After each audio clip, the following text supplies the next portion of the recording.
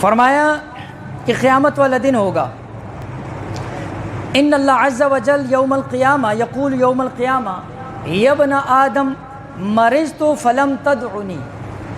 قیامت والے دن اللہ ایک بندے کو اپنے سامنے کھڑا کرے اور اس کو کہے گا کہ اے ابن آدم میں بیمار تھا اور تم نے میری بیمار پرسی نہیں کی۔ ابن آدم کہے گا کہ مولا آپ تو رب العالمین ہیں، آپ کیسے بیمار تھی؟ آپ تو بیمار نہیں ہوتی ہیں، جب آپ بیمار نہیں ہوتی ہیں تو میں آپ کی بیمار پرسی کیسے کرتا؟ تو اللہ جل شانہ فرمائیں گے کیا تجھے پتہ نہیں تھا کہ میرا فلاں بندہ بیمار ہے؟ تو اگر اس کی بیمار پرسی کرتا تو اس وقت وہاں پر مجھے بھی پا لیتا۔ اور پھر کہا جائے گا یا ابن آدم استطعمتک فلم تطعمنی، اے ابن آدم میں نے تجھ سے روٹی مانگی تھی تم نے مجھے کھانا نہیں کھلایا۔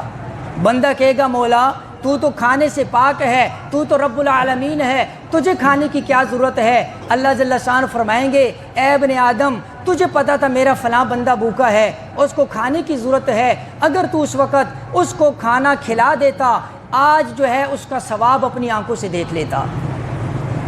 پھر کہا جائے گا یا ابن آدم استیقیتک فلم تسقنی، اے ابن آدم میں نے تجھ سے پانی پینے کے لیے مانگا تھا تم نے مجھے پانی نہیں دیا۔ بندہ کہے گا مولا تو رب العالمین ہے، تو کھانے پینے سے پاک ہے، آپ نے کب جو ہے پانی؟ فرمایا کہ اے بندے تجھے پتا تھا فلاں بندے کو پانی کی ضرورت ہے، تو اگر اس کو پانی پلا دیتا آج اس کا اجر جو ہے یہاں پر پا لیتا۔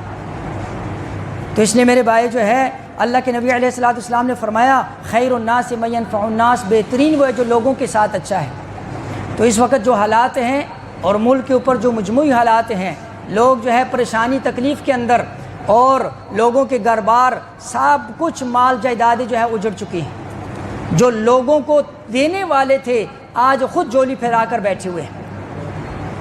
اللہ کے لیے ایک لمحہ نہیں لگتا ہے کہ کسی کو اوپر سے اٹھائے اور اس کو زمین بوس کر دے، رب کے لیے ایک لمحہ نہیں لگتا۔ اس لیے بار بار کہا جاتا ہے نہ اپنی جوانیوں پر تکبر ہو، نہ اپنے مال کے اوپر تکبر ہو، نہ جائیدادوں کے اوپر تکبر ہو، یہ سب اللہ کا دیا ہوا ہے، جس طرح رب نے دیا ہے اسی طرح رب چھین بھی سکتا ہے۔ اس لیے ان سے عبرت حاصل کر کے میں اور آپ کم از کم اس بارے کے اندر کہ اللہ پتہ نہیں کس کی دعا میرے بھائیو میرے اور آپ کے حق میں قبول ہو جائے، کس کی کس کے دل سے نکلی ہوئی دعائیں اس وقت ان کو ضرورت ہے۔